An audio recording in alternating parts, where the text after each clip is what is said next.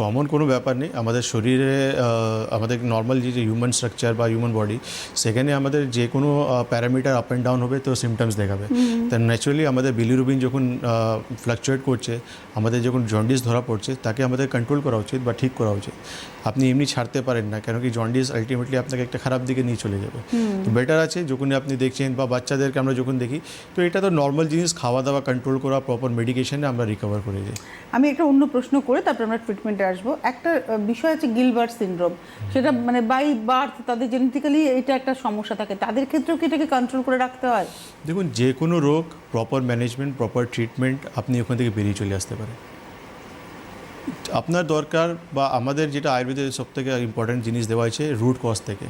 আমি যে কোনো রোগ, আমি ইভেনচুয়ালি ক্যান্সার পর্যন্ত রোগে আমি বলছি আপনি রুট কজ থেকে ট্রিটমেন্ট করলে, আমি জানি আমি কতটা আপনি রিকভার করবেন সে আমি জানি না, কিন্তু লাইফ স্প্যান আপনার বাড়ানো যায়। যেখানে আপনাকে বলে দেওয়া হয়েছে আপনি 5 দিন 10 দিন বা 1 মাস 2 মাস বাঁচবেন, সেখানে কিন্তু আপনার লাইফ স্প্যান আপনি বাড়াতে পারেন প্রপার মেডিকেশন হিসাবে। কেন আয়ুর্বেদে সেই জায়গা কিন্তু তৈরি আছে বা বলে দিয়েছে আয়ুর্বেদে যে কোন কোন মেডিকেশন, রসায়ন মেডিসিন বা কোন কোন মেডিসিন আপনি নিলে আপনার লাইফ স্প্যানটা বাড়তে পারে।